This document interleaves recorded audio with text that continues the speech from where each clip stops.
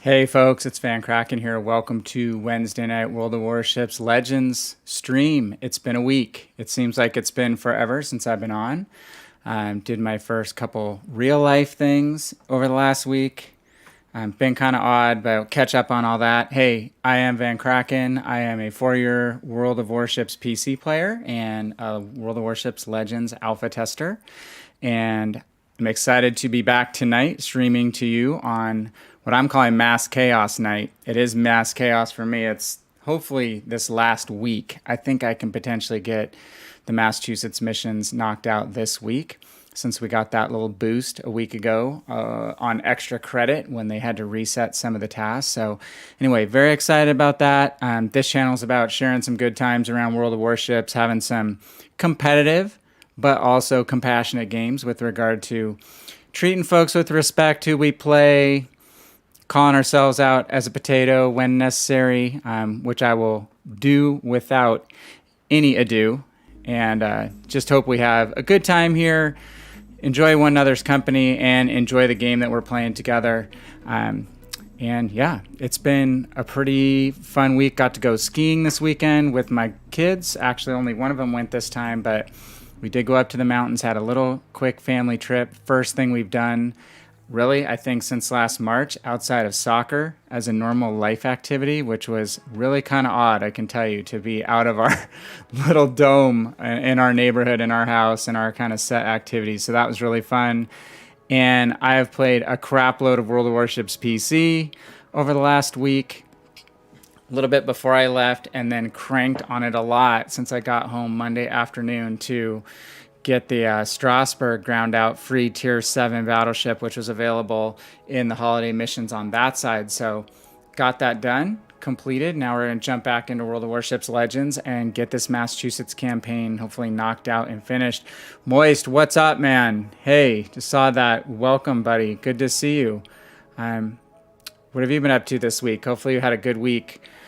I, as I said, had a good week. Got to go skiing for a few days, do some fun stuff, and wound up playing a lot of ships, a lot of AI games, which is called co-op on the PC side, grinding out this tier 7 battleship, which was up for grabs. So I played a ton of Massachusetts, which I bought over there a while back. It's my only tier 8 ship in this account that I was grinding for the holiday mission. So I had to play a lot of games in that one tier 8 to get my tier 7 battleship for free. So it was fun. It's worth it. It's kind of a badge of honor. It has a cool, very interesting holiday camo. It looks like a Christmas tree with its decorations. Or you can run a traditional camo on this tier 7 battleship, the Strasbourg, which is a French battleship, which is kind of a super Dunkirk, so to speak. Hey, not much for you? Well, hopefully safe, relatively calm, not too eventful. If eventful means not fun things to deal with, come back this week, and work's already got crazy things going on. So yeah, happy to be back, kind of. I'm gonna jump over to the game screen. I have a new template. I have an update to my microphone software, which is my soundboard too, so let me know if anything sounds out of whack. Moist, you might have been the person to notice my volume wasn't working the last time there was an update. So Warhammer, I do not have any of the ships. No, I've seen a few of them played. There's a Nagato clone. I just don't know a ton about them. Didn't really play Warhammer, so really wasn't into that promo when it came out. Didn't buy any crates. Camos are relatively cool, but no, I just do know the one that is a Nagato clone. I mean, Nagato's hit and miss, right? Great guns when they hit, but can be frustrating when they don't. So a little bit RNG dependent. Hey, before we jump in, I was going to catch up on a couple things really quickly. The French line is on sale right now, so you can see the discount here on Algerie. I'm glad I saw that login screen when I popped on tonight. Like, holy crap. I've been waiting to buy the Algerie for like 3 weeks, maybe a month, because I knew this Tech Tree ship sale was coming. And anytime, in this case, you can see I'm going to save 1.8 million credits. I mean, by all means, I'm going to do that if I can, since credits are kind of the thing that, for me, is the limiting factor on ship progression. So we're going to go ahead and purchase Algerie while we can at a good discount here. Get her in port. Oh my God, Moist. I love the whole French cruiser line up to the Martel especially. That's where tier 8 ends on PC. The Saint Louis, which is a tier 9, is tougher to play. And then I always blank on the tier 10 name. It's another person's name. I'll remember it at some point. That is also a relatively tough ship to play because tier 9 and tier 10, the French cruisers, you get absolutely smacked around. They get citadeled from any angle. They're fast, they're maneuverable, but the power difference between tier 10 ships hitting that tier 10 and that tier 9 seem to be a lot worse than the way the Charles Martel fares, even against tier 10 ships, because you just feel more maneuverable in the Charles Martel, which is the one reason I really love it, is that it's, if you like playing open water cruiser, I don't hide behind islands in it. I use it out in the water.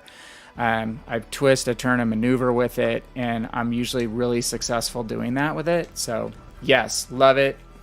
It's kind of like a super de Grasse, and I really like the de Grasse. If you see me play that, you know that's one of my favorite ships.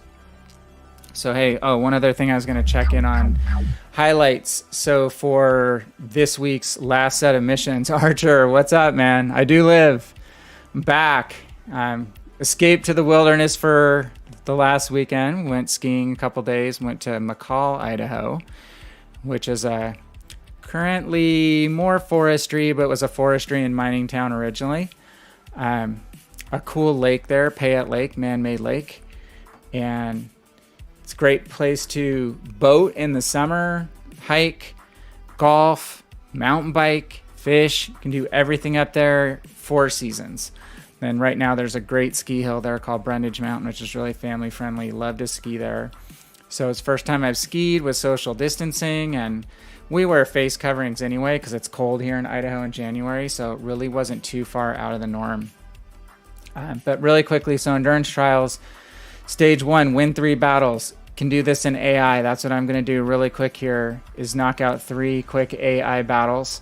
Hopefully get those 3 wins. Then it's our typical 21,000 XP on the ship side, 2.1 million credits, 2,100 global XP, and 21,000 commander XP. So I'm hoping that I'm going to be pretty close to Massachusetts after doing the endurance trial block, because I got those extra missions in, which I know some of you guys did too, last week. So, or was that 2 weeks ago? I don't remember. It was probably 2 weeks ago. Yeah, 2 weeks ago, Monday. Gosh, time just jams by super fast. So, yes, Yosemite. I grew up in Southern California, so I used to ski in a place called Mammoth Mountain, which is in Bishop, just north of Bishop, California. Mammoth Lakes. A lot of good snowboarders come from Mammoth Lakes or train there. And I've never made it up to Yosemite, which is just a ways more north, not too far north, Sierra Nevada range.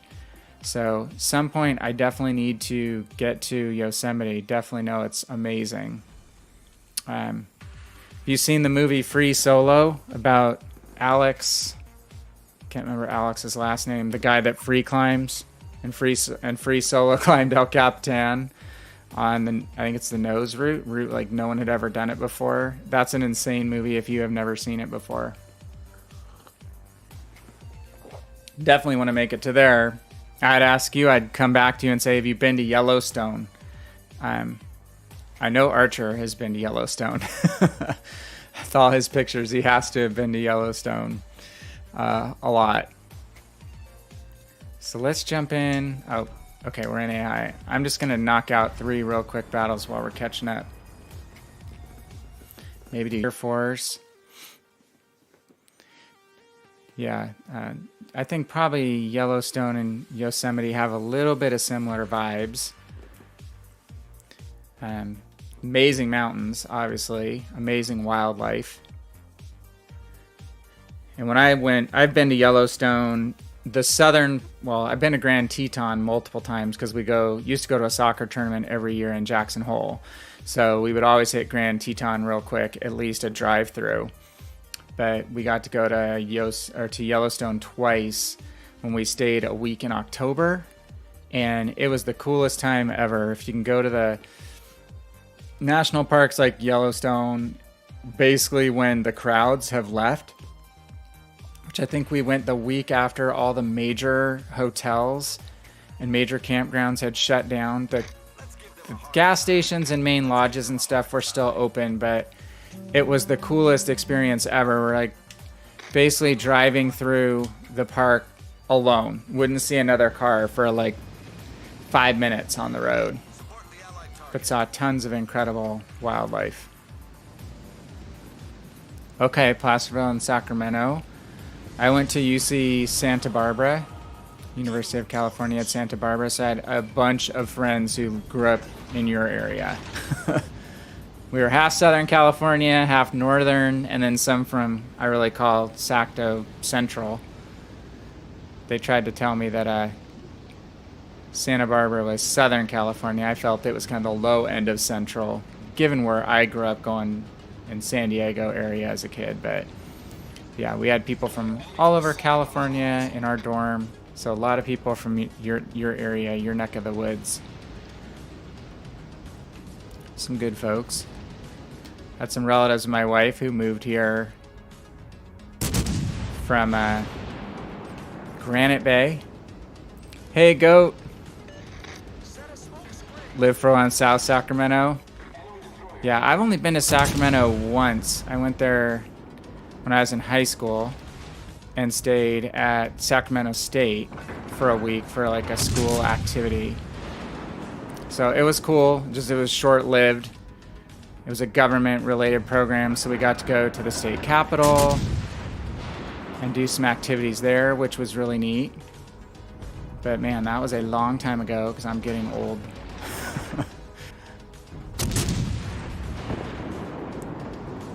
So you still live there, goat, huh?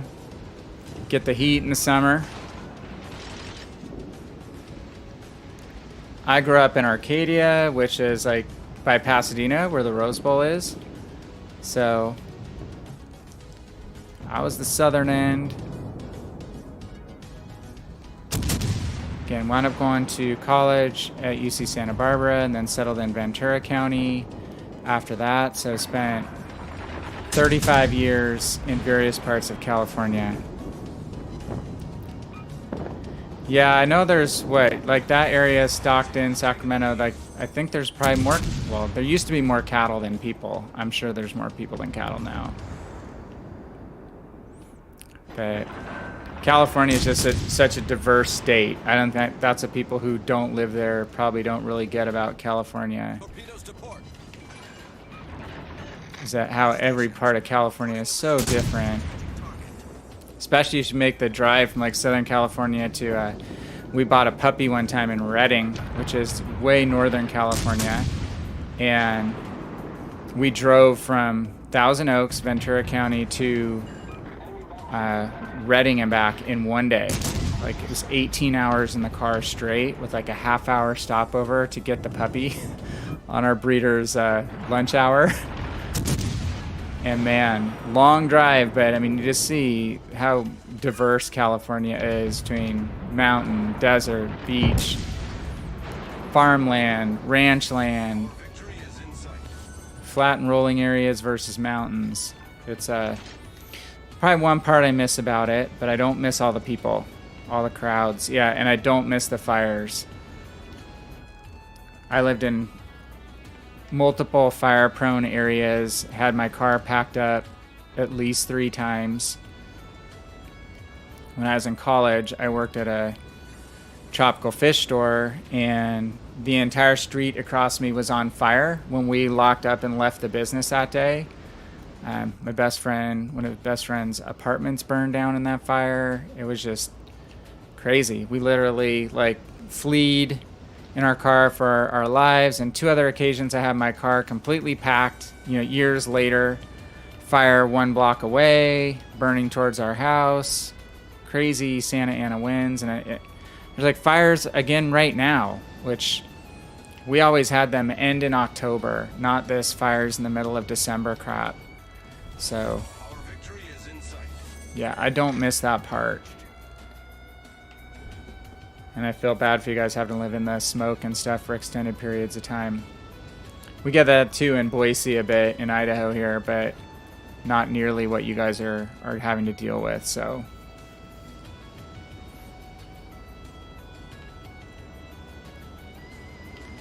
Yeah, that and the traffic. Don't miss the traffic either at all.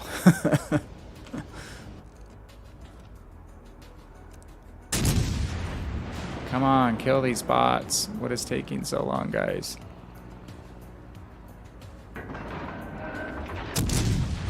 So weird playing Legends. I've again played a lot of PC over the last week.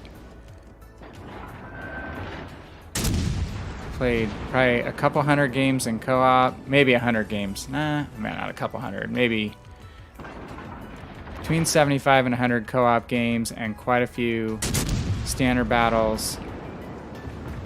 Just trying to grind out the missions over there, which you can do nowadays pretty much in co-op and or standard the whole way through.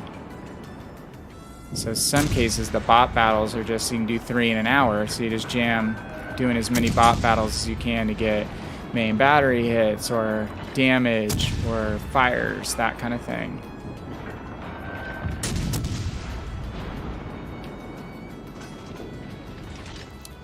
Yeah, I don't know how old you are. I'm not requesting your age, but like again, in my 35 years in California, we would have fire season would be always starting right around Halloween and ending, you know, in November, mid-November, well, maybe late November. But not this where it burns as long as it burns now. It's just definitely not a change for the good. All right, there's one. 38. Yeah, I'm 52, so hard to believe it's been going on. It's been 16 years this year, since I left. So I have some family there. We just haven't made it back much in the last couple years. So I'm just going to make sure that's registering. Going to be really anal here. Make sure I'm not playing these AI games for no reason. Whoops. Get your bearings. Havoc. All right, 1 out of 3. That did the trick. Stay in AI. Let's jump to other ships we like to play. Königsberg. Königsberg would be a good one for whipping out some fast games. So yeah, we have a lot of people moving to Idaho from California.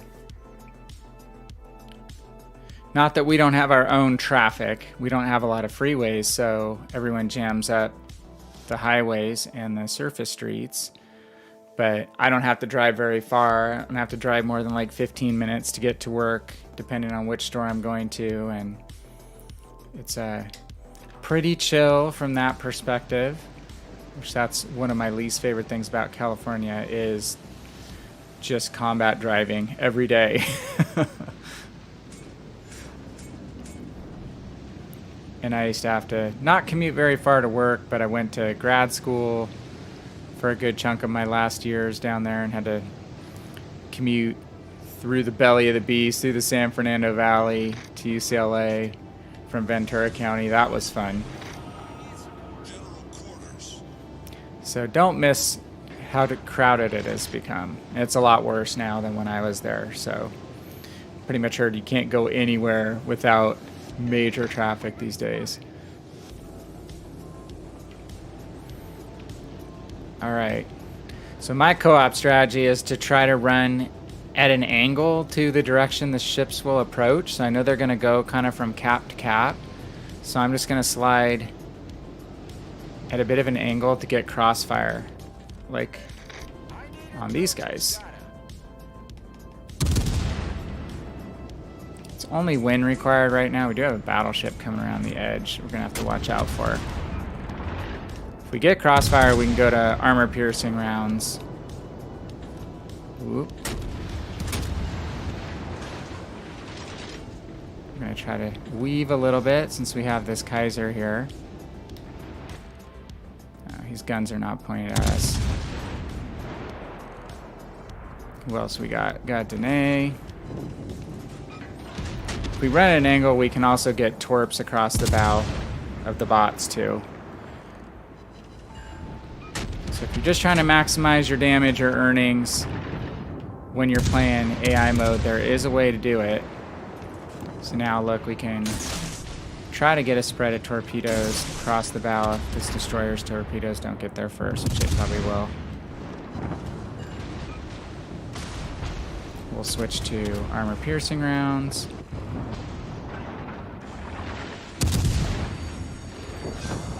Okay, got the kill before the destroyer torps could get there. Oh, Montecicoli. Running all these games that I did in co-op over the last few days on PC, it was really important to have good games because you either needed to be a top finisher or you needed to accumulate as much damage as possible. So I'm pretty good at co-op. I think I played, again, a ton of games. I know for one of my mission sets I had to get a top 5 finish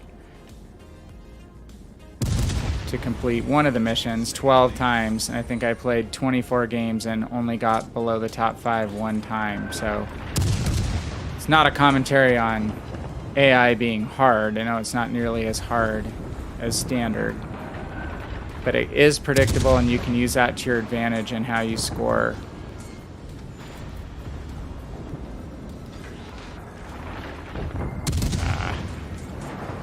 Okay, we're just staying. Stay at angles where we can get side shots here if possible. Torpedoes are reloaded. Stay with armor-piercing rounds.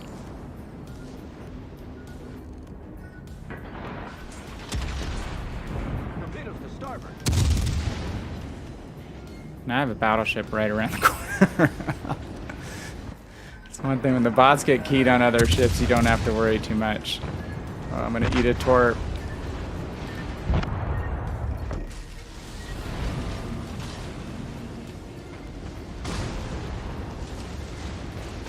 I have torps on the other side.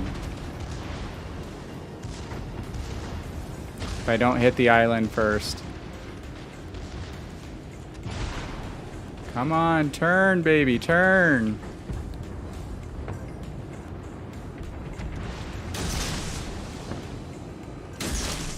Okay, we may die, but we'll hopefully get a killing blow in here on the Kaiser. So yeah, I mean, you've hit what AI is really good for. If you got new ships that you're working on, and you don't know the ballistics or the gun handling, it's actually really good. I mean, I played so many games in Massachusetts that I just really understood and came to hit consistently 15 to 18 kilometer shots. And a good chunk of those even on destroyers. So gets you good practice at shooting things like destroyers at range, fast cruisers at range, practicing angles of getting in using your secondaries at a simultaneous time with your main battery gun. So, and just the handling of the ship, how it steers, speeds, turning radius, dodging torpedoes, all that stuff with repetition just becomes kind of second nature. So that's why I appreciate it. And it does have some value. Catching up, Moist. I have not heard what the next ship is. Have not. I don't know if Cleve's going to stop by tonight. He seems to sometimes have an idea. What do you think it's going to be? A cruiser or destroyer or a battleship this time? I'm not sure. Hey, Monk. What's up, man? So yeah, I got a ton of good target practice in. Oh, GK. I'm gotta be pretty close. Been really focusing more on North Cape. Let's see here really quick. What's cooking in the bureau? Dude, it's close. It is pretty close. on Kerr first. I have not been doing anything other than letting it cook, though. I have not been playing like any of the ships or stuff required in here. And look, I hardly have anything. I don't have... Well, I could rank these guys up. I just didn't bother. And I've got the Hipper. I don't have the other ships. Nope. And I have not been trying to do my Hipper mission. So this one has been on a slow simmer on the back burner. And then I've been trying to do a little bit on this guy. And I don't care if I get... Honestly, don't care if I get this Duke of York camo, because I ain't going to buy the Duke of York. I'm not going to spend money on that. KGV, in my mind, is a better ship. Get the King George V, and you'll be happy with that play style. The camo is awesome. Very cool. But I'm hoping I can get this Sharn camo. So I've got a little bit more to work on with this Belfast badge. I think I'm going to finish this one up tonight or in the next 24 hours. And then... Well, we have 11 days, so I need to start jamming on that. Monk is saying a destroyer. Yeah. I think that would be a good choice, given there hasn't been a lot. The question would be then, which one is it? And I don't know. I haven't really caught any wind on potential destroyers. Honestly, don't know what they're thinking about with regard to any of the Bureau ships right now, to be honest.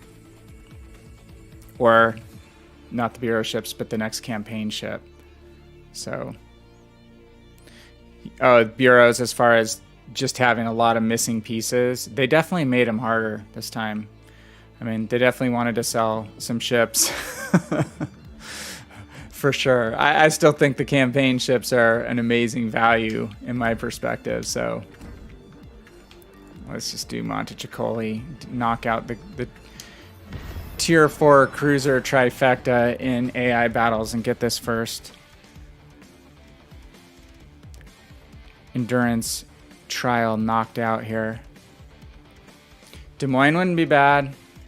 Yeah, I have the Des Moines on one account on PC, and I honestly have not played it enough to really master it. I've had some really good games, and I've had some very bad positioning games. It's very positioning dependent. You need to get in the right spot, use that ability to bow tank, because it's got that, can't remember what it is, like 38 millimeter bulkhead armor or something in the bow that just allows it to absorb a lot of damage or deflect a lot of damage, even from battleship rounds that are lower tier when you're bowed in. And rate of fire, and the guns are mean. So... Oh, I can open some crates. Is that giving you anxiety? I'll try to open some crates. Good luck, everyone.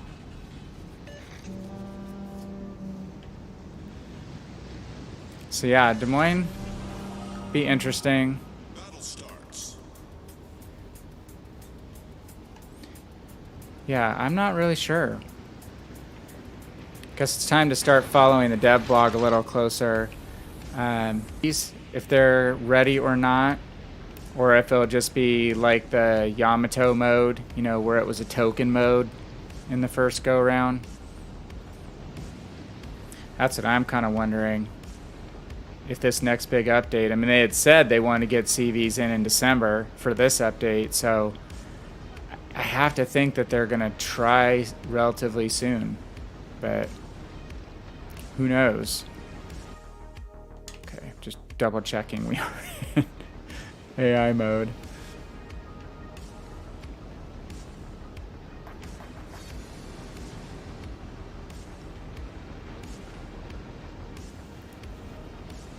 So yeah, I think CVs, well, it's gonna alter the dynamic of everything. There's been quite a few unhappy PC players about CVs lately, but I just kind of deal with it. I do what I can, especially on my battleships and cruisers. If I can throw on some extra captain skills, which that's the thing that just happened on PC, just changed captain system. So I have to... Oh, you bugger. You heard CVs are stupid. Yeah, I'm just... I'm gonna deal with it because I've dealt with it for 4 years. So I know I'll be okay with it, but I'll figure it out. But there will be days that I definitely won't be super stoked about it. I know that. I just still feel like you can deal more with CVs than I could with Artie. Artie made me really quit World of Tanks. One huge reason.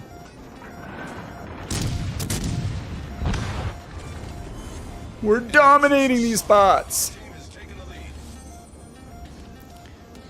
So you're 5 segments away from Habarovsk. That's cool. It's kind of a mini cruiser, right?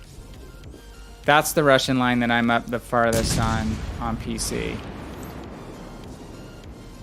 Though Habarovsk has been kind of power crept. You don't see nearly as many. When I first started playing, Tashkent and Habarovsk were everywhere.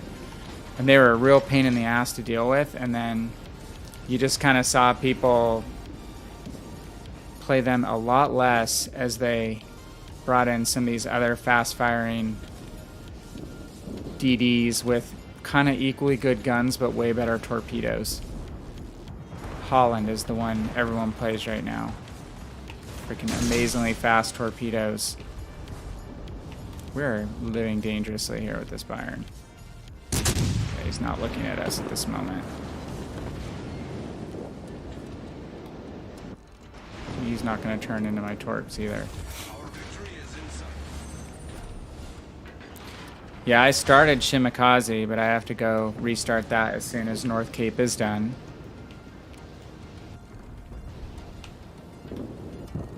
Go for one more cruiser kill.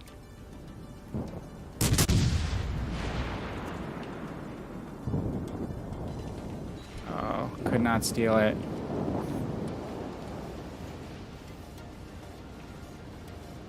So yeah, I felt like I've played more AI between PC and Legends in the last week than I probably have since last Christmas.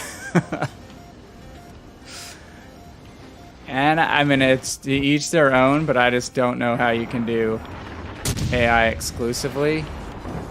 To me, it would just get really repetitive. Let's swing. He's probably going to miss my torpedoes because AI knows how to miss torpedoes, don't they? I'll fire some on the other side. This battle is almost over.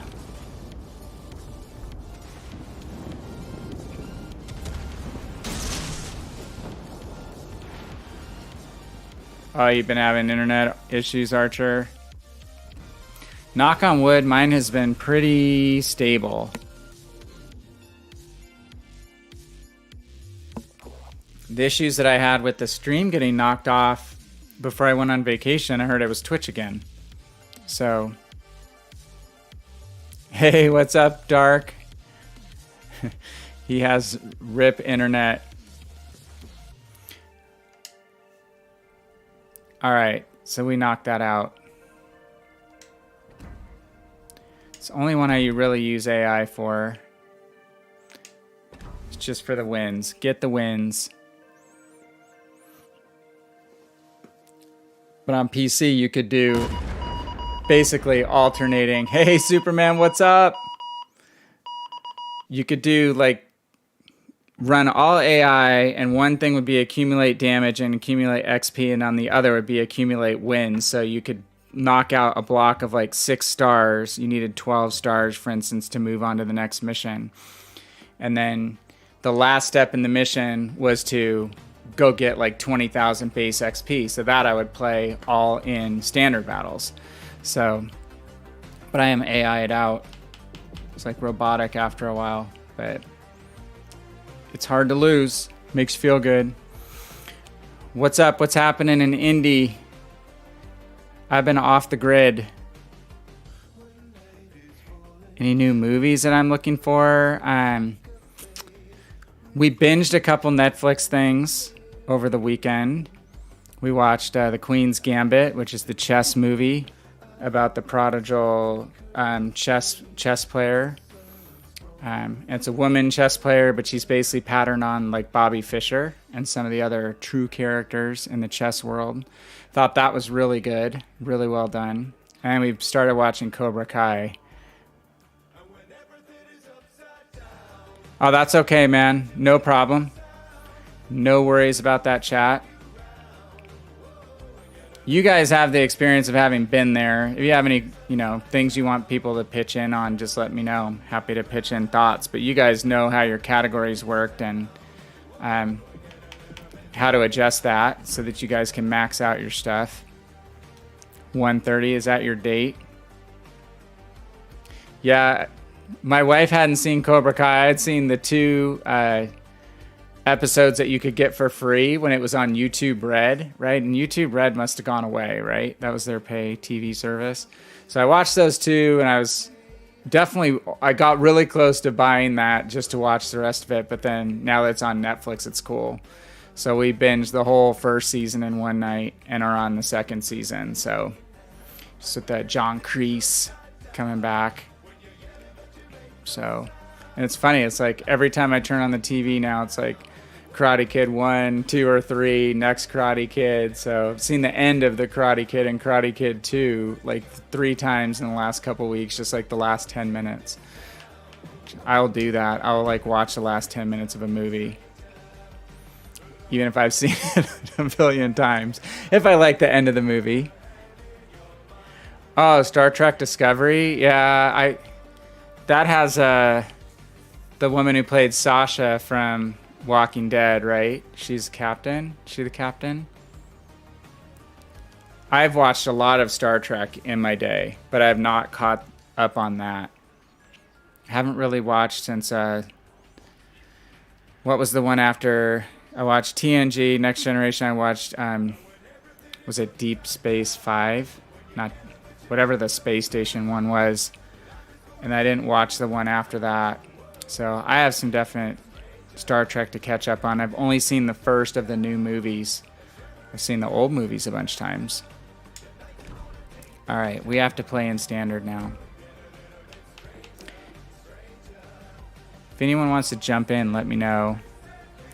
All right, Superman. Yeah, I'll try to check that out. I will be in town. We were just doing family stuff all weekend. Actually went skiing for a couple days. It was pretty chill. It was cold. Couldn't go in the lodges, so we couldn't really get in and warm up. I'm like fair weather skier now. Actually, the first day was sunny, which was pretty cool. Second day was like, I like to ski for 2 or 3 hours, then go have a few beers and food in the restaurant, and then head back out for another session. And my girls are getting old enough where they can go out with their friends or whatever. So I'm like a combo drink beer and ski person now, where I used to be just aggro, first bell on the lift to the last bell on the lifts. But anyway, it was cold, so we didn't ski for a long time, but we had some good times. Oh, Voyager, Moist, I did see. That's Captain Janeway, right? I think I watched most of Voyager. That is a good one. But yeah, more recently I watched like all of Battlestar Galactica. I liked that a lot because I watched the original when I was a kid, which was not the best sci-fi show. But if you liked fighter planes and dogfighting, you kind of liked Battlestar Galactica back then. Let's see. Let's warm up in something like DeGrasse standard. And we need standard. Whoops. No, get out. I need a booster. Can leave credits. No, let's take triple credits off. Let's put double credits on. Ship XP. And Stargate is another one where I've only dabbled in it. Like I've seen here and there. But I know it's good. It's just one that I need to go binge at some point. Like Doctor Who. I know tons of people love Doctor Who. I remember the very old Doctor Who that was on when I was a kid, like 30 years ago. And I watched a little bit of that, but I haven't watched any of the modern Doctor Who. So I like sci-fi in general. I think the 100 has a new season, the last season, which if you guys Someone earlier, one of you guys, I think it said that you had watched the 100. It's a good show, in my opinion, if you like sci-fi. I think the 7th and final season just came out on Netflix. Kind of a unique premise to that one. And good acting, good characters. And then Archer knows I watched Man in the High Castle, which kind of little sci-fi-y. If you like multi-dimensional type universe type stuff. I heard Dark is really good as far as time travel goes. I have not watched that one yet, but that's on my list. Dark, starring Dark Architect. You've not seen Star Trek, period? Like, you're a Star Wars guy, not a Star Trek guy, or a neither person?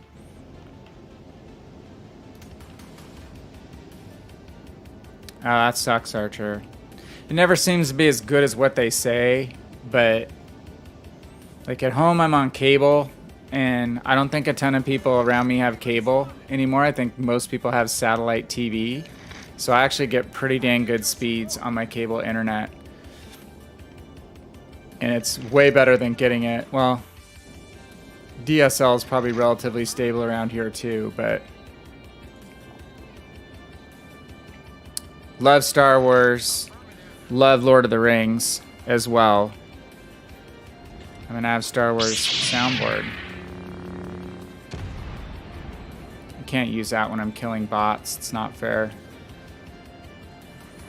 Yeah, I've anything Star Wars. I'm really excited about all the new Star Wars stuff coming out. I know some people think it's too much and it's going to be saturated, but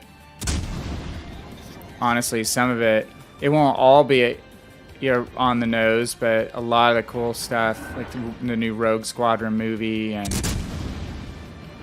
I've liked everything about The Mandalorian for the most part. So I watched all the Clone Wars and all Star Wars Rebels.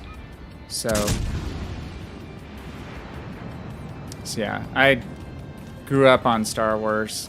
It's one of the first movies I remember going to see in the theater with my dad and my brother when I was like 7 years old, 8 years old. So yeah, the Amazon, I'm excited about that. Amazon Lord of the Rings series. And it's going to be, I'm assuming, different characters, right? They could cross over the elves, obviously, pretty easily. Given they live a long time. And the dwarves, but yeah, I've read the Lord of the Rings books. Definitely a big fan of those movies, too. Archie, you're on the phone for more than an hour with your tech service. Ugh. That sucks. Yeah, so it's kind of funny, Moish saying when Star Trek came out. Like, again, I live in Idaho. Boise's getting more popular, winding up on a lot of top 10 lists of places to live. So we had a lot of people move in here. But one of the guys that I met in the business that we started was this guy named Herbert Solow, Solow. And we got to talking, and it wound up that he was a big Hollywood person. And he has like 3 different homes, and one of his homes was here in Idaho. So he actually was a partner with Gene Roddenberry on developing all the original Star Trek stuff. So we spent like an hour the first time he came in just chatting about all this, Star Trek stuff. All this Star Trek stuff. He just died recently, so there was a bunch of press about him.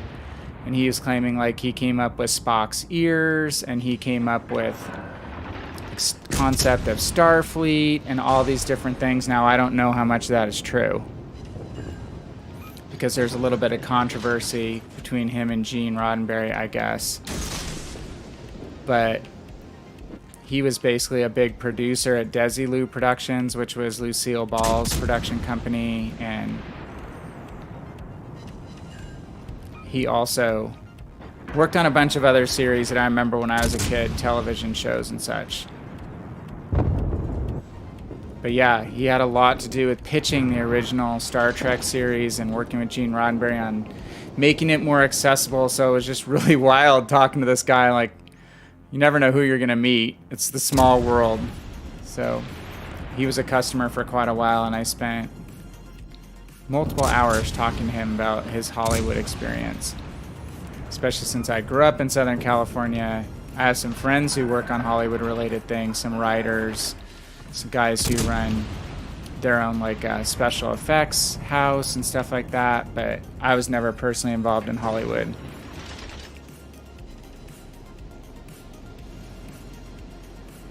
Okay, second age for the Amazon series. Yeah, I liked Archer as a Star Trek character. I like Jonathan Frakes. And Picard is awesome. I mean, there's just nothing to not like about Patrick Stewart.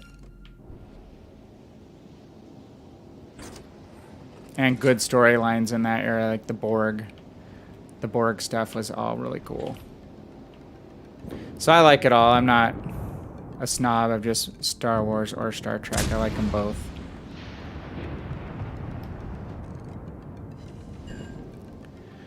Alright, we're just orbiting the edges here.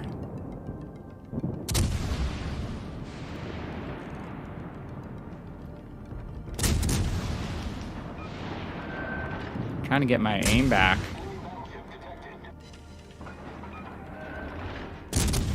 Using the keyboard and mouse too much.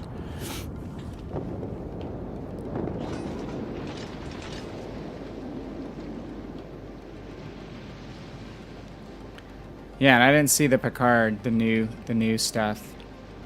Because I think you had to have a different streaming service, right? Was that just on the CBS one? So damn fragmented. Alright, we are all accumulated in A. Let's cap A. I'm gonna go try to harass people in the middle, down a ship. Just kind of driving in circles, having a conversation. You didn't like it, Goat? Thought I read a little bit of mixed stuff about it, but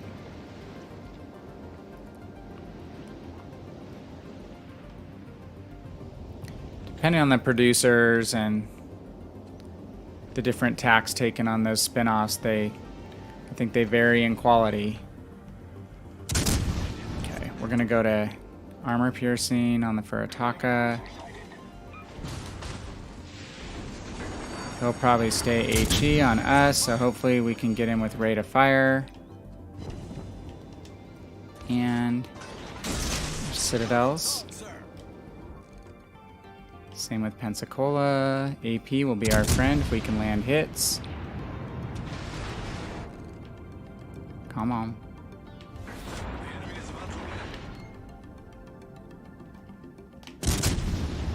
One more salvo on the Pensacola. Angle away from the Furataka. Ooh, Furataka! Torp's coming. No, he's not going to keep going.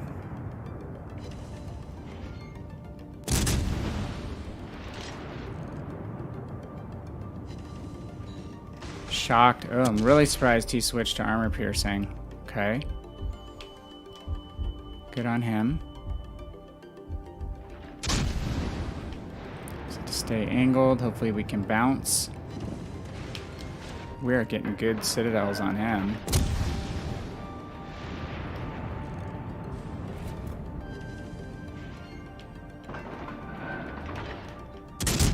We'll go back to HE if he's going to stay bow on. Yeah, Furataka, I mean, if they're angled, they're tougher than you think, right? The Japanese cruisers can bounce some stuff if they stay angled. But waterline is tough for them.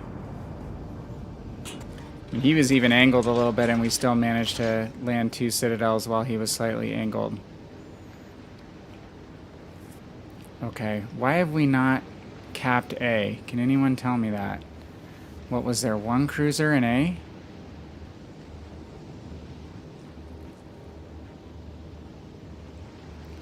So we'll go central. We took some damage. It's pretty significant damage. Time to put up the plane. No, the Pensacola is going around the backside. 3/4 health Bayern. And almost a full health Britannia. So that Britannia should just sail around the corner carefully.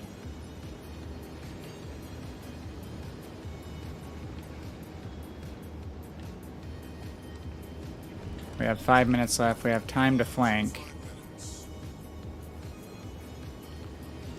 So what's everybody working on? Bureau stuff? How many of you guys have Massachusetts already? Probably multiple people.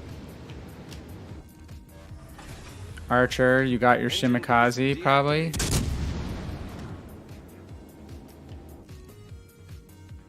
Oh, probably. Do want to stay HE? Nope. Nuremberg's gonna give us side now. Nuremberg's a damaged pinata.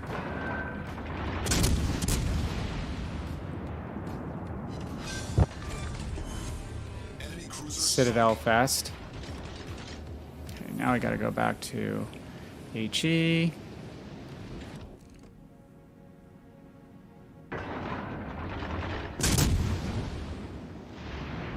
Man, you got your Shimikaze. So how is that working out for people? Are you guys liking it?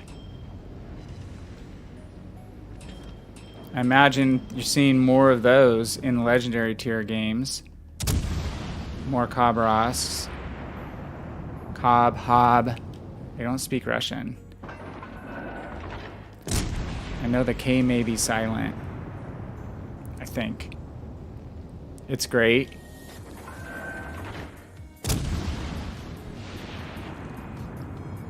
And some more destroyer diversity is going to be good at that tier. Start filling those games out. Ooh, nice shot. Byron, you might want to angle a little bit though, dude.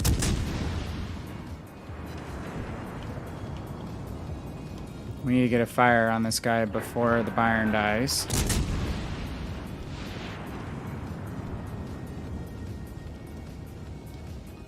Really want to go in on him in case the Byron dies, then I will be in trouble. So let's park behind the island right here.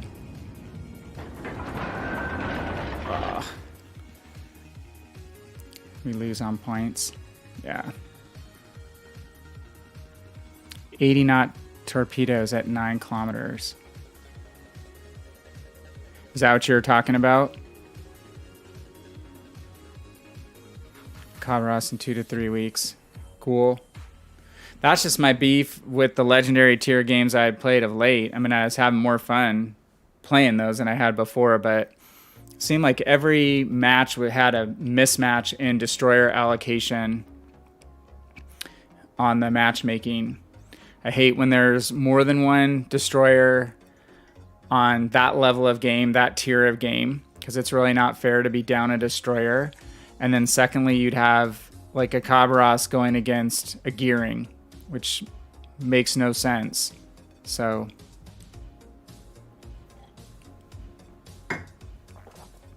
the Russian DDs are not capping DDs, right? So it doesn't really equate to me to have them paired up with one another just because they're both destroyers.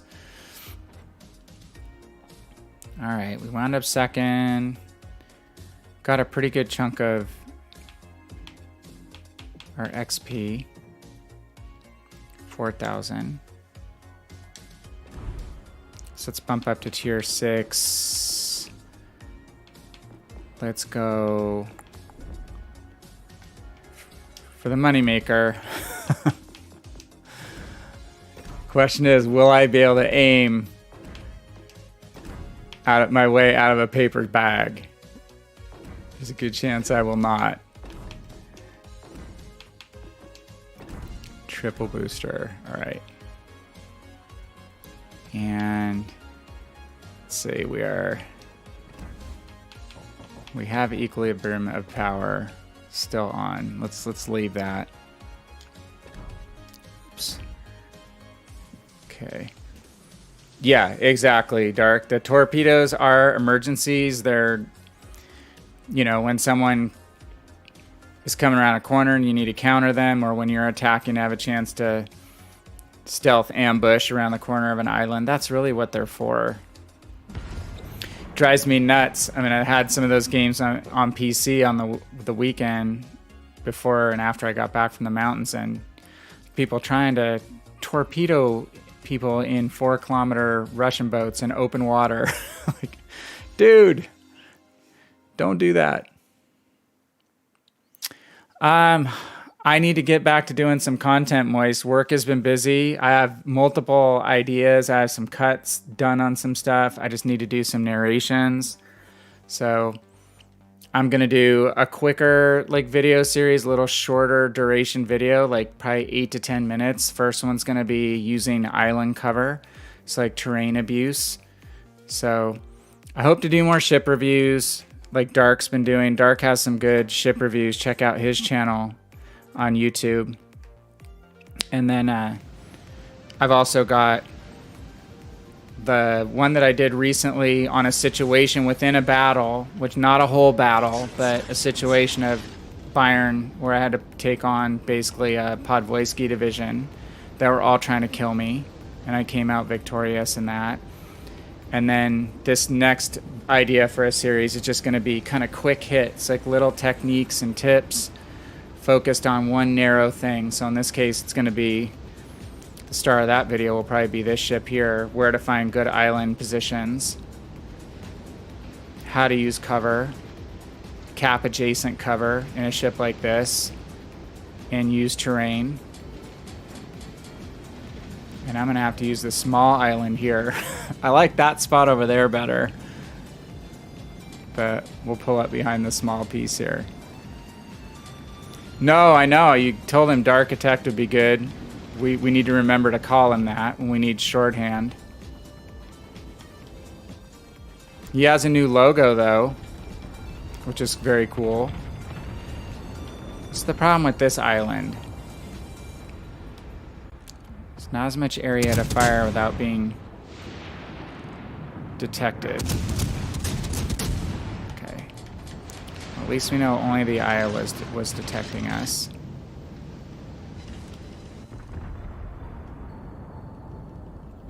Saw they're actually buffing the range on the Atlanta on PC by 2 kilometers. We're gonna wander to the edge.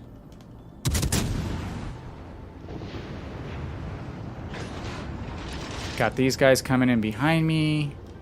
Just a little worried I'm gonna get pinched in that spot.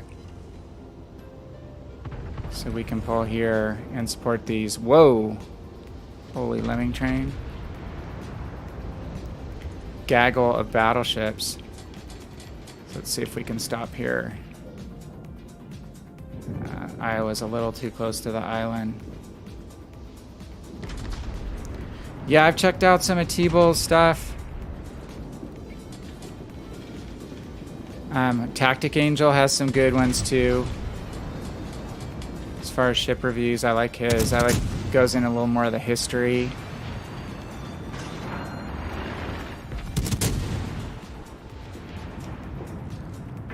Okay, Bismarck.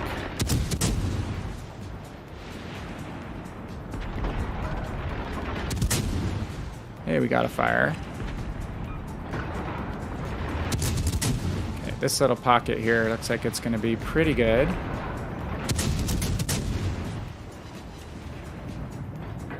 Our shells are breaking, though. There we go. There's a second fire. We need probably damage controlled, right? Yep, he did damage control because this fire is sticking. Dude, I don't think I've played any Call of Duty. I've played some Battlefield. This is the way. That's probably what I played most in first-person shooter. Battlefield. I played some Halo. Played some Battlefront. And I have probably at least one of the Call of Duty games that I got for like when I bought a new computer or something like that. But I'm just not a huge first-person shooter game just because I get too competitive.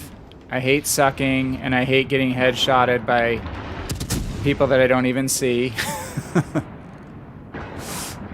Multiple times in a game. Even though you can respawn, I'm like, this is not fun, just dying over and over. It's like, I was playing Battlefield, the World War I version, when I was a big World of Tanks player, and I was like one of the top players in North America in the little tanks. So that was fun. I enjoyed the vehicles, but man, I had some decent games, but I had a lot of games where, you know, I got killed 15 times and got like 5 kills. So, come on, aim. We can do this.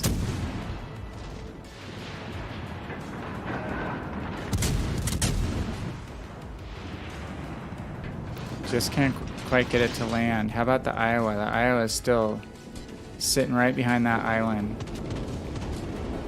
Let's push the mass. Whoops. Sorry, dude. I don't mean to cut you off. Battlefield 5, it was at the World War I one. I think that's the one I played a lot. And then I bought the World War II one that came out after that. And I played that mostly in like story mode. And I enjoyed that well enough. I mean, it's not like I don't like that genre of games at all. I just like things that I can be good at. I'm kind of pissy that way. I don't like being someone who doesn't contribute to a team. Or just generally isn't good at something, and I'll find something that I can do better at. Which is why I've played a lot of WG's games, because I just like that they're a combination between some reflexes and, you know, being able to blind shoot like this, that sort of thing. Those are skills, but it's not completely dependent on twitch reflexes. Yeah, I like a little bit more strategy and tactics these days.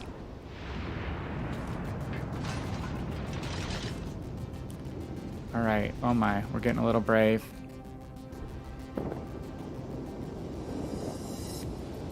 This Tirpitz is not... Does he not see us? He's gonna know we're here in a second. Get behind this island here. You gonna know we're here now.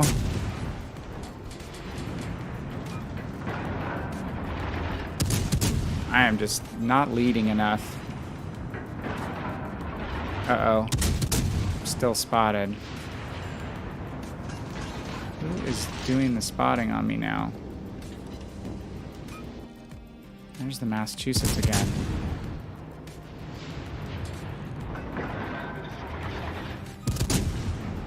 Alright, that is way behind him. Let's go back to the Tirpitz.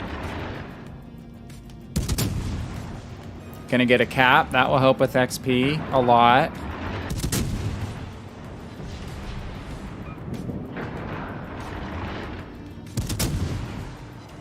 Okay. Look at this. I'm shooting right over the wall right next to me. It's exactly what that first little tips video I'm gonna make is all about. This kind of terrain abuse that I know Battleship players hate, but it's like, this is the advantage that we cruiser players have. So it is a valid technique. Well, dark, I mean, tactics. Yeah, it's more team-oriented, right? Team and div-oriented. Which way is this Mogami going? He's out. Oh my. Alright, team.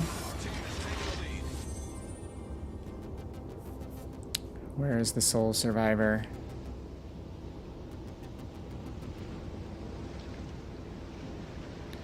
It's hiding towards the sea cap.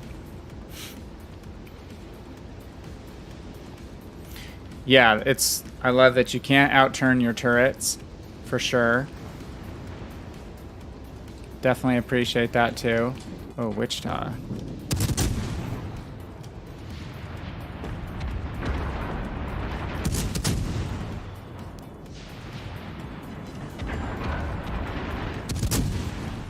just about dialing in my aim right now. I was playing this ship quite a bit before I went on my PC binge. If I play one ship for a while and really just get in a groove with it, that's the best way for me to have monster games. And I'm jumping around to different ships with different ballistics all the time. It's a lot harder game to game to be consistent. At least with Atlanta, you get a lot of tries. When you get it dialed in, it is satisfying. Like right now, we're on him. And backing up further isn't going to help him much.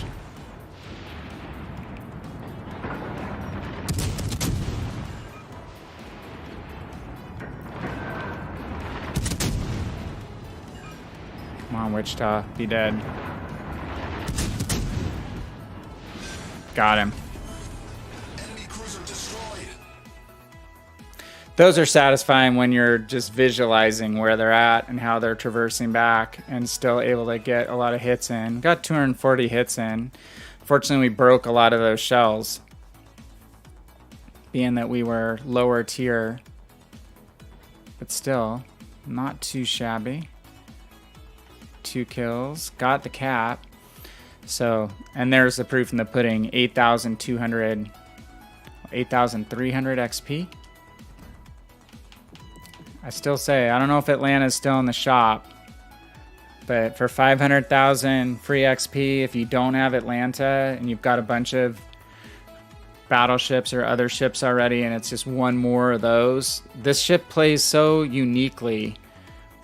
She's definitely fun once you master her, and totally different play style, and the earnings potential is really, really good. Is it still in there? I'm hoping on this next update, I would like to see some different ships available in the shop for global XP. That's what I want to see.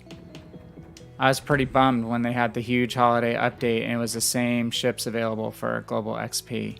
Let's see.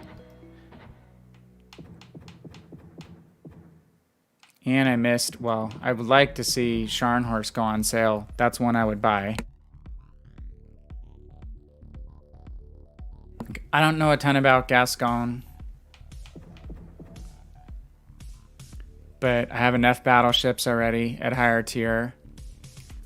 For 500,000 free XP, I'd be all over Atlanta.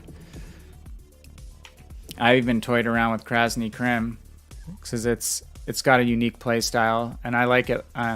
Omaha, it's just an Omaha clone. Is that Rainbow Six?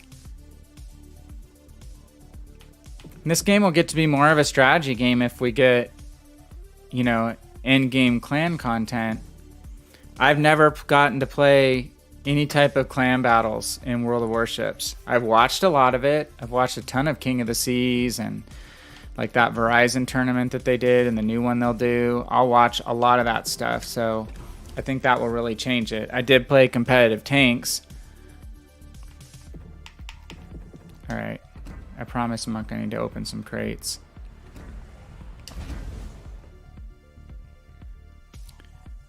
At least a few. So, I mean, I probably like Gascon if it's... Did someone say it's similar to Alsace? Alsace?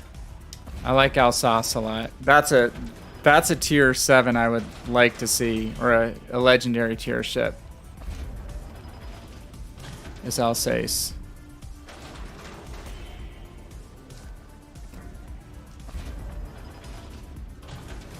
I don't think I have very many fun containers. That's one reason I haven't opened them. These blue containers are so boring. Here's an icy one. It's like that big cool crate. It's like 4 camos. Woo. That sounds right, Dark. I think it's 15s. She's faster firing, but definitely not the punch of the US battleships. But she does have 9 guns, and she want to say she used to have the reload booster. I'm not sure she does anymore, like Jean Bart. But she has really good secondaries too. So there's just something about her. I like the maneuverability. Okay, yeah, Republic is 17. Republic, hard hitting, but only has 6 barrels. And Republic also has really thin superstructure armor, so she gets worked over by any HE spamming cruiser boats or destroyer boats, of which there are so many on PC right now. I just don't find her super fun to drive because of that. But Alsace is like my sweet spot in the French battleship line, and I do like that line a lot. I just play her preferentially over Republic. There's some icebreaker coins, which I'm going to be too late to do any rentals or anything. Oh, 450,000 credits. It's not horrible.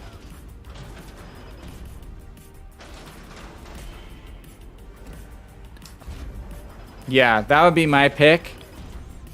I think you'd do extremely well in it. Super fun.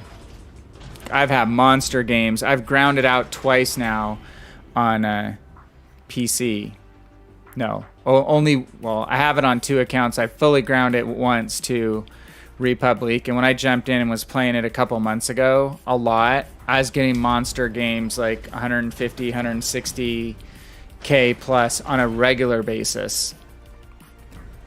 Because again, like, I like maneuverable, but has good secondaries, maneuverable, and if you just give me workable main guns, they don't need to be yammy main guns. Just give me something workable that you can get in close, nail good broadsides, and use your maneuverability to not give full broadside to the enemy, and have good, you know, torp evasion and stuff when you're knife fighting. So, super fun boat. Again, I love Bayern. That's kind of a similar ship to me, and not the best main battery guns, but good enough, maneuverable, good secondaries. Or Scharnhorst. Yeah, I think that's why I like the French battleships, is because I like that they are flankers.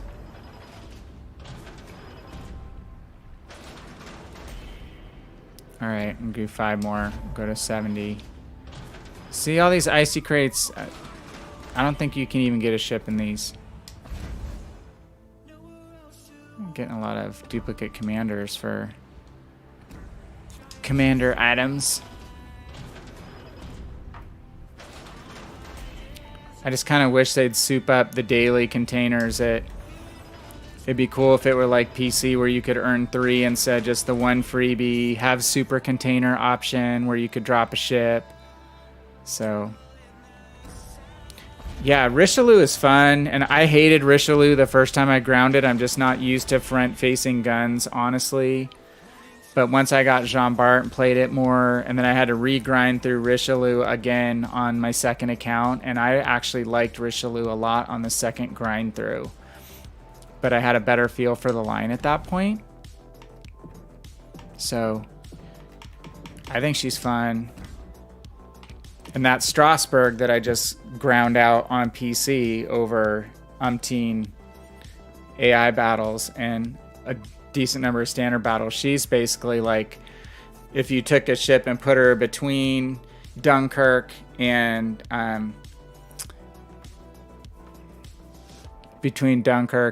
what were we saying? Totally vegging. Richelieu. She's a forward-facing 8-gun, 2-turret, 8 guns. She just fits right between Richelieu and Dunkirk. So yeah, it's like the Dunkirk extension. I think she's kind of like that was the next in line beyond Dunkirk, and she's pretty fun. I was averaging like 65,000. Only played, I think, 3 or 4 games in her, which isn't bad for a tier 7. I really like Scharnhorst at tier 7. She's my favorite tier 7 PC side battleship. But yeah, and she's free. She was And this account that I won her on, I only have like 13, 14 ships. And I have 3 battleship premium, so she's a 4th. So it just really helps grind these campaigns and stuff when you have a decent number of premium ships. You're grinding out XP, credits, that kind of stuff. So let's take that off. Leave global XP. So I'm sitting there, I have 908,000 global XP. I just need a different ship. Okay, I'm gonna do one more game here with a cruiser, and maybe I'll play a battleship or 2, and then I've actually got to go to bed relatively early. I have an early meeting in the morning. Work's been blowing up with all kinds of goofy issues. Had 2 younger guys scream and cuss at our staff in one of our stores today, fake like they were spitting on them because they were asked to wear a mask over their mouth. It's just freaking crazy right now.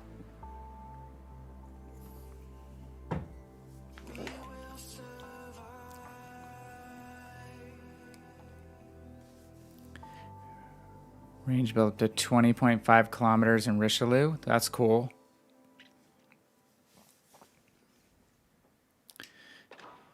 Yeah, I like the French battleship line a lot.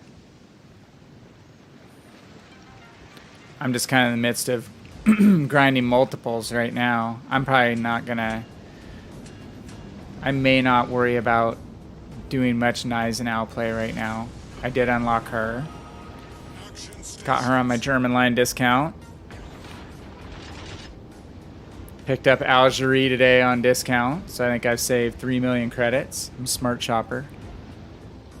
Dude, Dark, I played so many Massachusetts games in the last week and a half, 2 weeks on PC. I played like probably 75 or 80 total bot battles, AI battles, co-op it's called over there, and they were all either Massachusetts or Scharnhorst. And then I'm up to like 50 or so standard battles, and man, the more I play Massachusetts, the more fun I have in it. And I know it's not considered like the best US battleship because she's different, but she is so fun. And I'm getting a lot better at using the main batteries consistently. And then on top of that, I mean, I have 11.3 kilometers secondary battery range with her.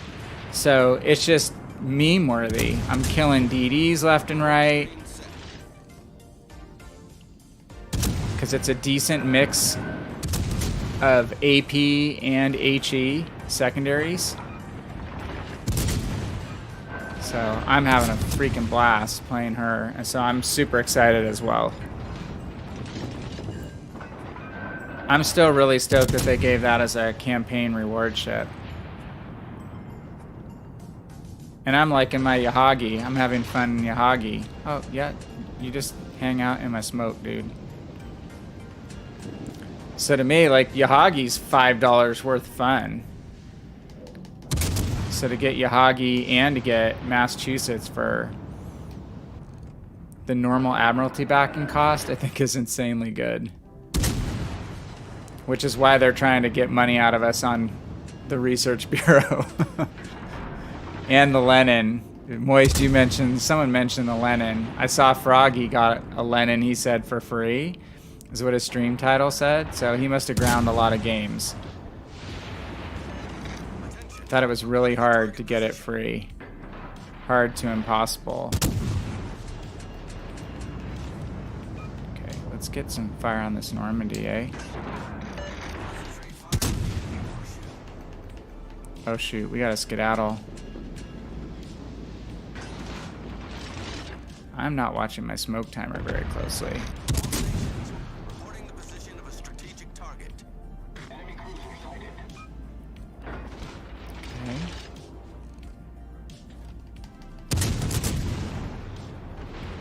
Let's see if we can get this Atlanta.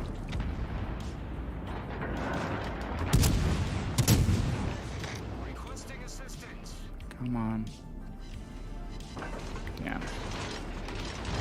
worth radaring. He's probably a little bit out of radar range. Close. Okay, we'll loop back around. Nearly got Lennon 3,000 short. Well, you had to buy crates then, right? That's your alternative. I mean, by all accounts, I think Lennon is a good ship. I was surprised by how many people were just buying her outright. Okay,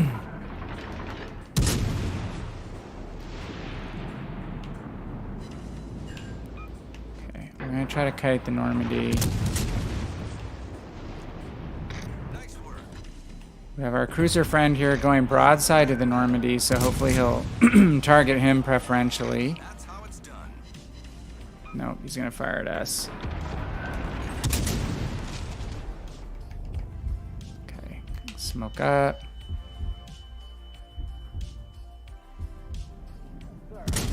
He's gonna beach.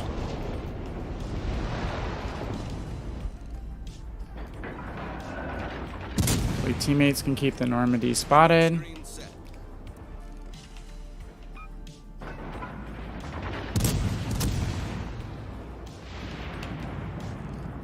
I think I have the acceleration module, and the Belfast's still a little bit sluggish. Oops, wrong way. Come on, brain.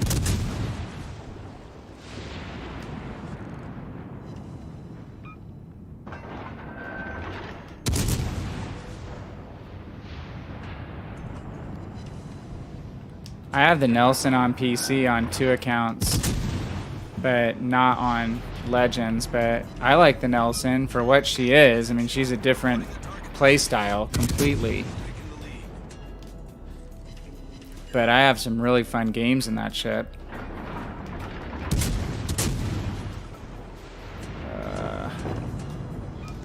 We're within smoke penalty range here.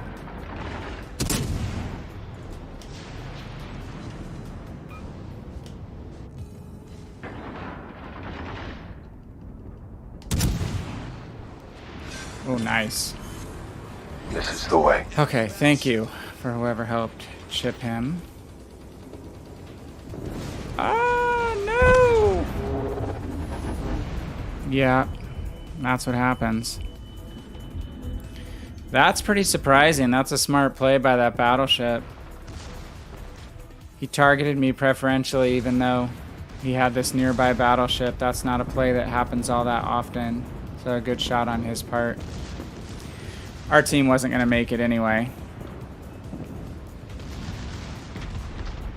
Yeah, for sure, Dark. I mean, then everyone's good at some ship, you know? Whenever I hear, oh, this ship is terrible, there are a few ships that are universally not the most fun to play, but there's always people that are good at that ship. If they know how to play it and they know how to maximize it. It's like Krasny Krim, you know, that was the running joke for a long time, how terrible that ship was. Well, if you like playing Omaha, Krasny Krim is good. It's fun. No one expects anything out of you. And I can get really good damage games in that ship.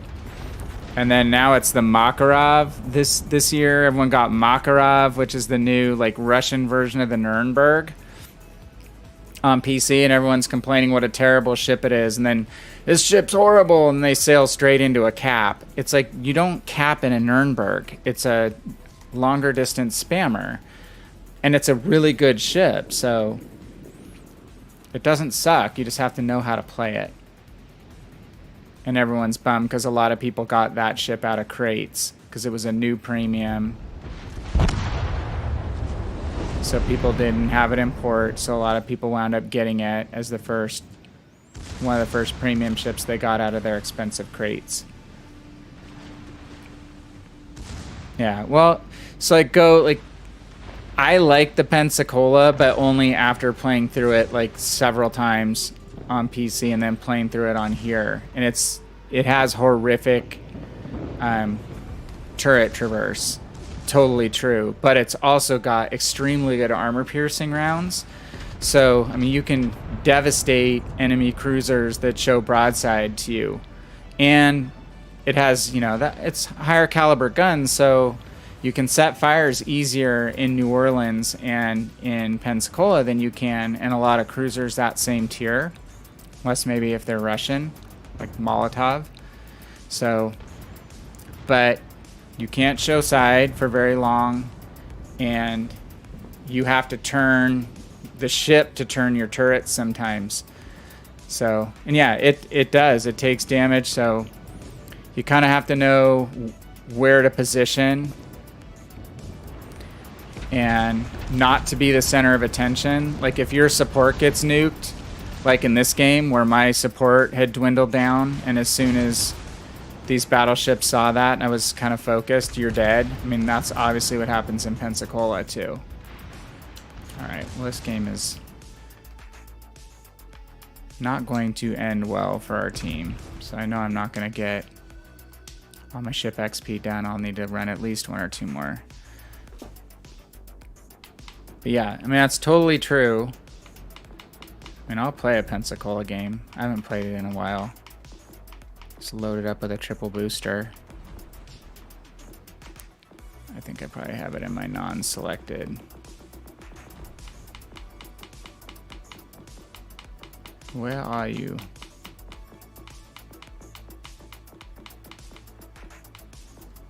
Okay. Oh, that was slow.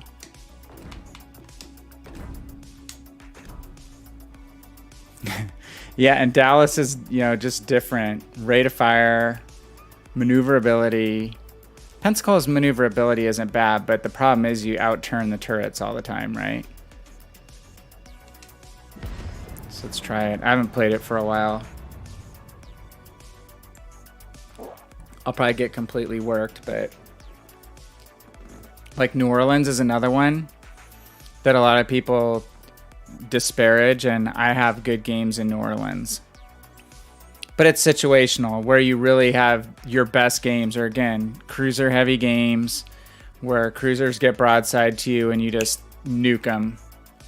And then when you get to the end of the game where it's some battleships left on the enemy team, it can't be just you. You have to have some support ships, some battleships that draw fire.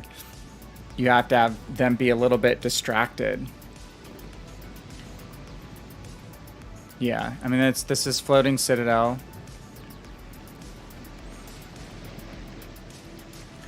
And again, it gets frustrating when you outturn your turret, so this is one of the few ships, this and the Japanese line, right? So Aoba, Furataka, Miyoko, they all have slow turrets too. So it's one of the few lines, this guy and those guys, where instead of taking the module that improves your dispersion, I'll take the turret traverse mods. So look how slow. Yeah, this ship is, it's got a lot of bad feelings attached to it. But you do have good range, right? I'll try to play second line. Concentrate fire on the designated target. See, there's the turret problem. I had to turn back to get my turrets on target. Oh no, dude. Okay, this is how you die. Okay, I'm throwing it in reverse. I'm turning away from you. Okay, so I'm gonna load AP because I think these guys are gonna run parallel along the spine of this island, hopefully, and show broadside. See, our Dallas just wants to go die. He's gonna go push all these guys, I guess. So there he is. So let's see what we can do. We're really starting from a stop, which is not good. Kapow! I mean, look at that. That's where the ship is best. Just catching ships like that, Nuremberg, completely by surprise. Because they don't expect a lot from you. You're a Pensacola. Oh my god. Dude, not another teammate. So let's preferentially target the cruisers.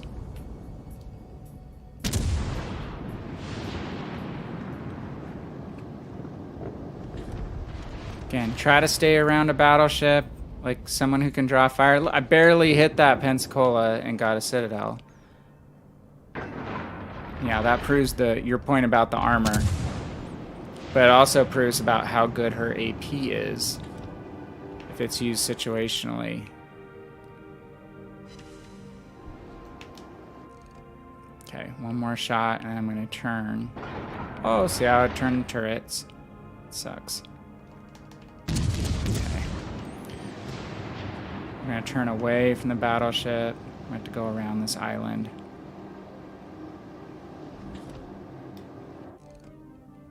We just overshot him, really? Okay, we broke detection.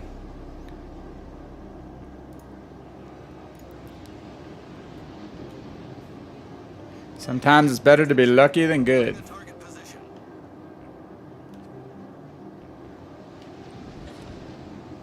Okay, and the other thing with a ship like this is just don't fire when you're not in a good position. Like a lot of people start opening fire right now. Well, I'll never fire when I'm full broadside.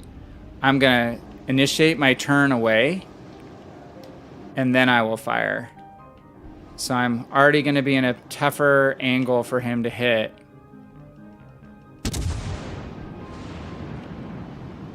And I won't fire until I make it easier for me to get an escape angle that works, like a kiting angle.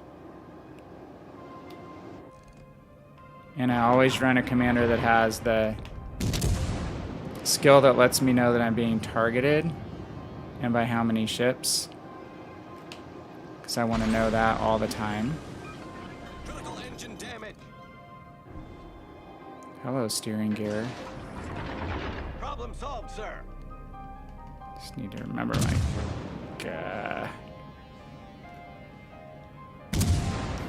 Every ship I played has very different ballistics tonight. Okay, so now he's distracted. Now we go for fires. I'm watching his guns. Now I see his guns rotating back on me. I see that number go back up to 1. Now I'm going to angle away immediately. So it's really cat and mouse with this ship, and as long as you have teammates that are alive and taking fire, like now he'll probably start firing at this guy because he's close and he's easy to hit. Yep, now I know I can go back to work on him. I can show a little more side to get both of my guns, both sets of my turrets in play. Oh, he's back on me. No. I want to make myself a slippery target to hit and make him frustrated and just want to shoot at the battleship instead because it's easier. Dang it. But yeah, the turrets, it is extremely painful. I can understand why it's not a play style for everybody because of that. 100% for sure. Oh my gosh, overshot.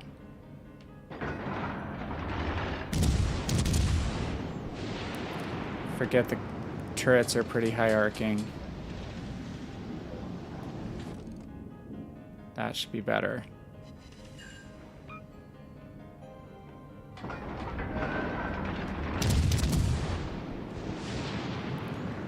Usually do not like to come to a stop, but he's so close to death, I kind of took a little bit of a risk there. Good grief, come on.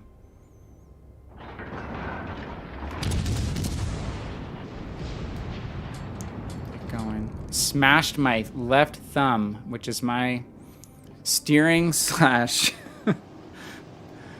throttle thumb. Smashed on a part of the wall that I've never done that this morning. I'm like, oh my god, that's gonna be fun to play with. Thank you.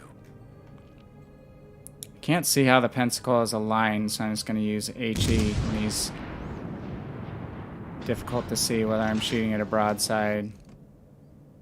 Could check the mini map, but I'm just gonna kind of fire.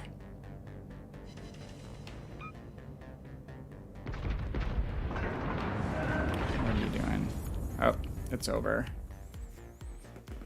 That was quick. So 45,000. Finished second. We were high tier, which helped. But that to me is like the Pensacola story. It's catching those cruisers broadside and sleeping. And man, if you're closer than I was and you come around an island and you can really whap them, I mean, I could have killed that Nuremberg in 2 salvos probably. So that's the way to really rack up quick damage. And then when it gets into the later stage of the game there where the cruisers are thinned out, you're still alive as a cruiser and it's battleship v battleship plus you, then it's really just working them while they're distracted and using those kiting skills, angling away as soon as they're targeting you to minimize the hits and to make them get frustrated and shoot at an easier target. So, and we managed 5,000 XP, which isn't terrible. So we're like 1 game away. And then I'll probably call it an evening. So what do we want to play? Should we do... All right, Dark. Hey, man, thanks for stopping by. Again, nice job on your new logo. Looks sweet. Good work, my friend. And as always, thank you for your support. That's a shout out to Dark's channel.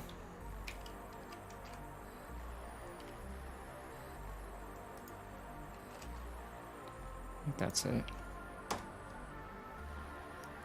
There's his link.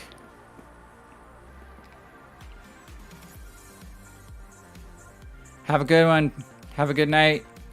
Maybe see you in a few days. Probably back on Friday.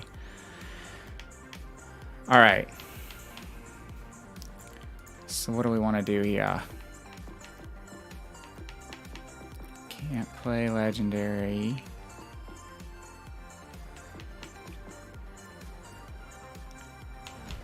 See ya, man. Have a good one. Let's just stick with the theme. Let's finish in Baltimore. I have not played Baltimore hardly at all. Double booster should probably be enough. This ship is unfortunately not fully kitted out. She's... Whoops. What do I want to see? Yeah, I'm only 1 upgrade in. Still have 2 to go.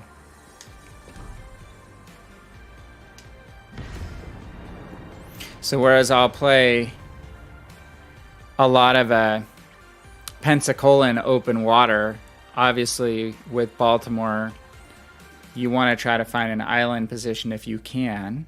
She can obviously last in open water for a bit, especially if she's bow in. But I like to prefer to find some cover. I just don't really play in cover with Pensacola. I don't play in cover that much unless there's a place to stop and park for a bit. I just don't immediately go try to find a cover position in any of the mid-tier U.S. cruisers except for maybe Dallas. Dallas, you can do that, and Helena.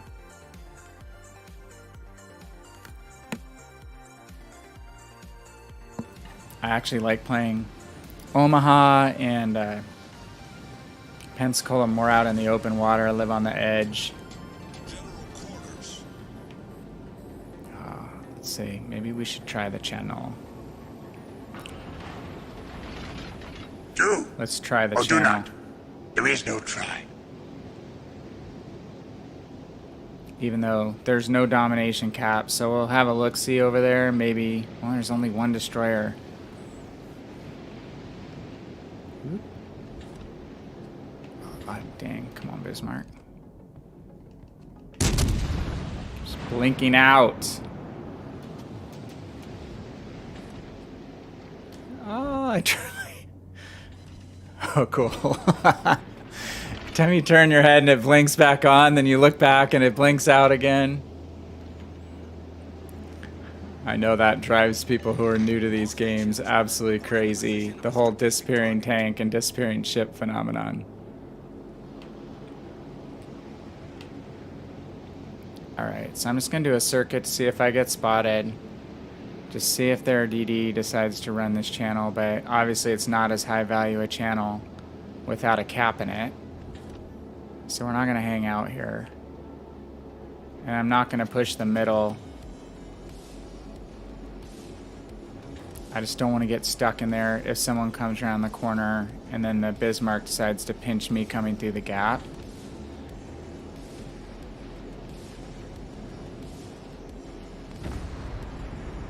So we will be a little bit open water.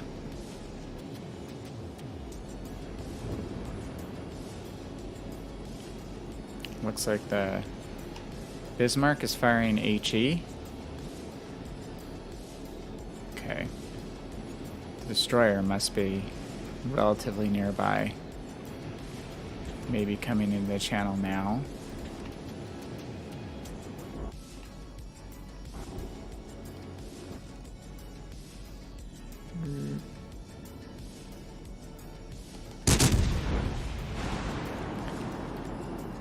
I don't know what my celiacs build is, Archer.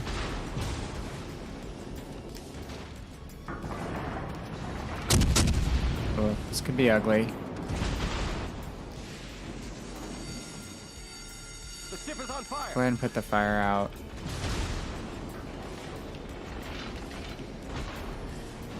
Problem solved, sir. And set one more on the base. I don't normally drive by in a cruiser like that, but he's shooting HE, so...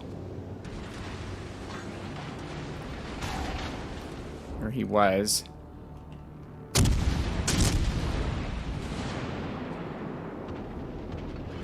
we do have a heal, so made it a little less risky.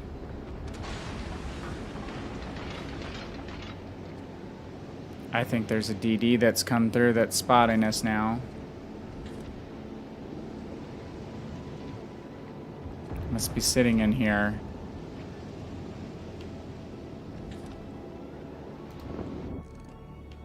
Enemy cruiser detected.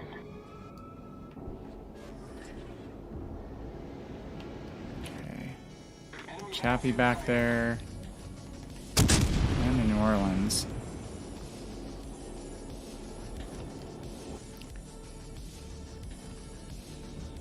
Gneisenau acting like a cruiser.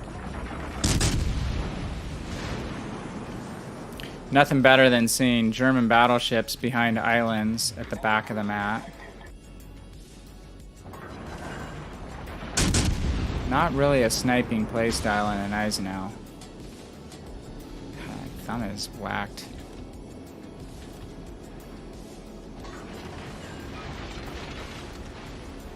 Let's get another fire on him. He's not even moving.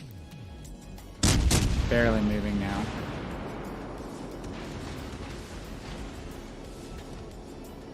Okay, we'll come back the other way.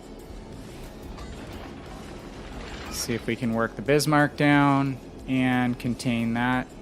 New Orleans. I'm not pushing past the middle point of the map. It's absolutely pointless when there's no domination caps. So that's just kind of the best way teams die quickly is to overextend, especially on their own when they get focused. So I'm trying not to do that. There's some torpedoes there, so...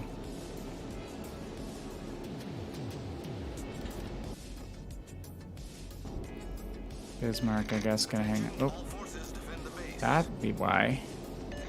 Attention. Concentrate all efforts on protecting the Okay. base.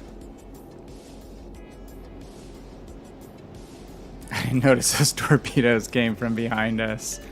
Attention. Concentrate all efforts on protecting So, Archer, do you need the 1,000 secondary hits? attention. Defending the base. You didn't get enough bonus renown off that mission reset. I was kind of wondering whether I'd need to go to that mission or not.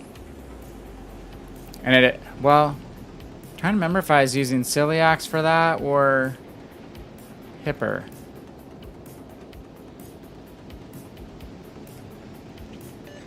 We've been spotted. That was a good one from the last time we had to do it for the lower to mid-tier German BBs. I know I had some really good games in Bayern.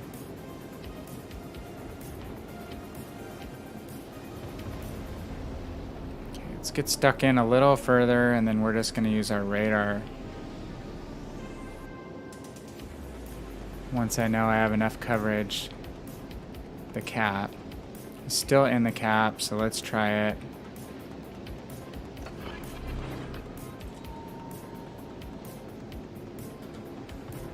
Seriously? There he is.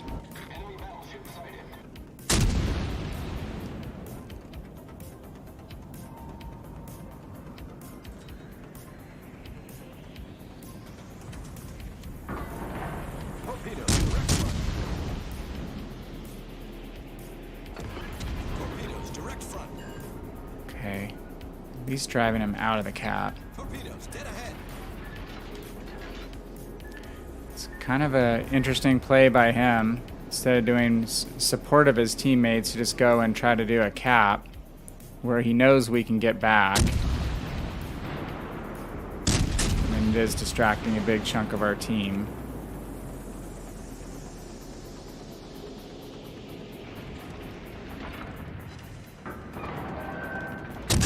My friend the Eisenhower is pushed up a little.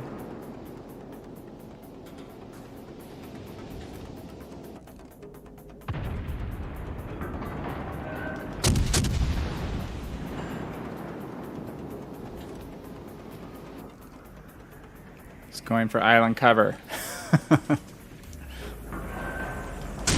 Consistent theme.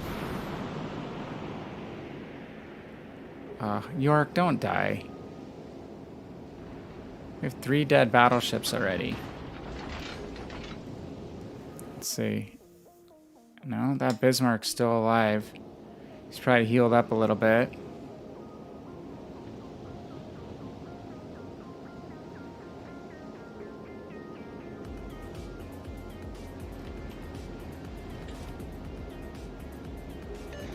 All stations reporting the position of a strategic target. Just don't need to push into these guys too crazily.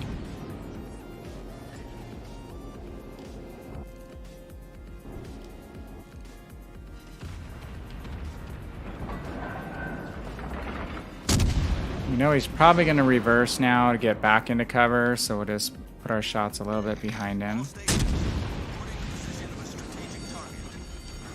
The ship is on fire. Okay. Oh, Helena. Okay. We're going to go to AP for the Helena.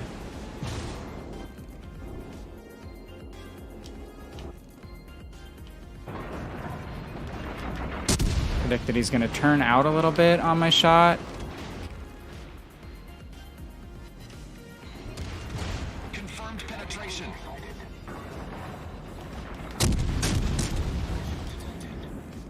So we can get this dialed in.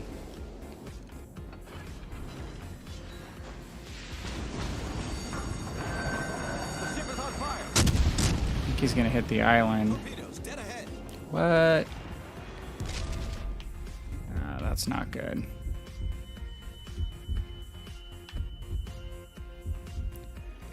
Stations requesting fire. Bismarck snuck up on us while we were busy doing other things. Okay.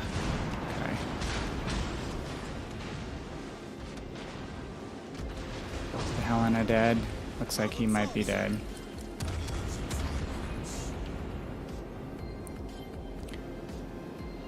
Let's wiggle.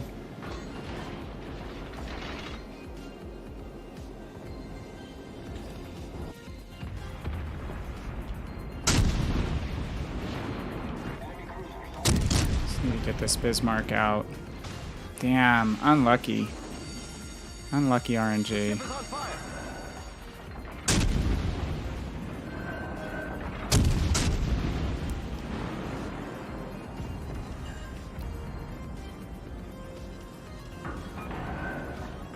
If we had not taken a fire there, that would have been very helpful. Okay. Let's go, let's burn him down. We have 2 battleships coming around to our left side. Yeah. Ah! Predicted he was there.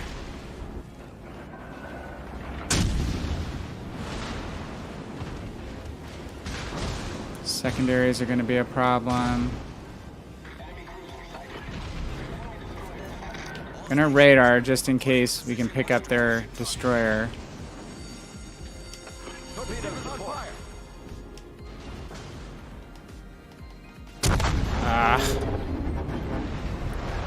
Getting focused. You're at 119. Oh, so you have to do the one more. That means I'm gonna have to do that one too, Archer. I was hoping I could skate by without doing it.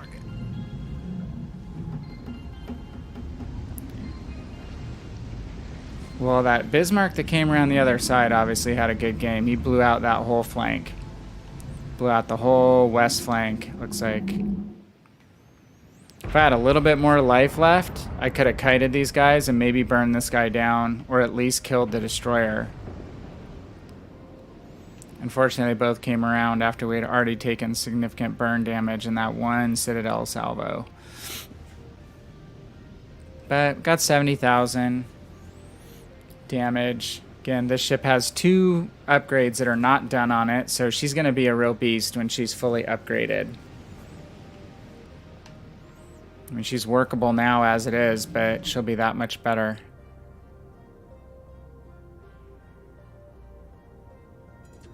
Just wait this out just to... Should get our renown for this stage for ship XP done after this game, I hope.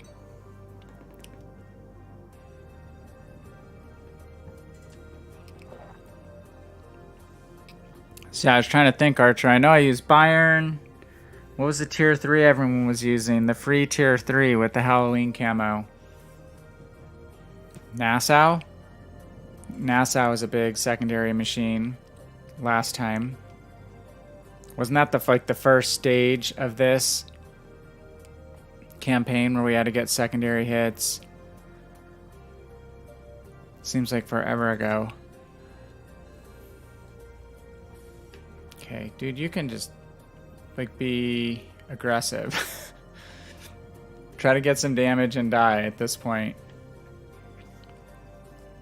Only a minute 18 left. I do not think a miracle comeback is in the works for this team.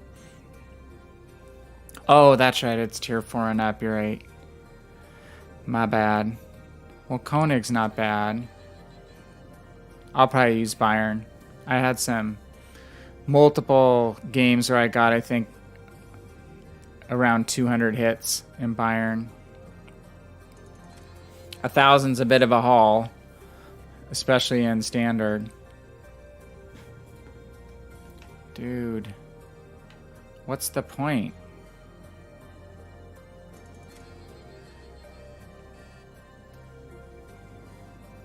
What is the point?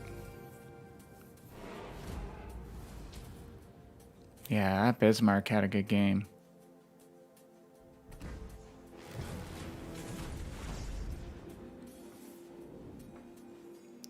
All right. Gets us to... So you've been busy if you're at 119. I know you got further than me on the bonus week. I'm just going to snapshot this real quick. So that gets us to 96. We wound up top of the team. Didn't feel that way. Dude, what was up with that Asashio? He had 0 XP. He couldn't have been AFK, could he? Or what? Huh, that is really weird. Two ships with 0 XP. That tells you a lot. Now Bismarck had a good game, but it looks like he killed at least one ship that was completely away from controller. All right.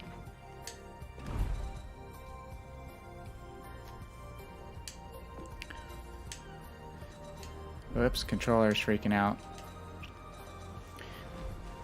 Alright, well that'll get us to the next step, which is 2.1 million credits.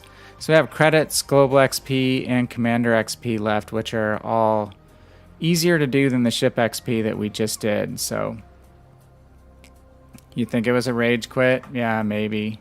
And then makes us all sit there, even his teammates, right? That probably had to be it. Not very thoughtful. All right, well, hey, maybe we can, if your internet gets stabilized, maybe we can div up on Friday, Archer. I know I'll be back on Friday. I'm not sure that I will be tomorrow. There's a chance I will if I get antsy to get this finished out. I'm not going to play PC for a few days because I've had a lot of that. I've had enough of that getting my Strasbourg. So anyway, thanks you guys for coming by. I really appreciate it. Hope you guys had a good week. Again, had a little bit of relaxation and just getting out of the bubble. Still safe, but we were out of the bubble, so that was kind of fun to do something different. But hope to see you guys in a few nights if you're around. Stay safe, stay healthy, and we will see you in a few days. This is Van Kraken. I am out. Thanks for coming by.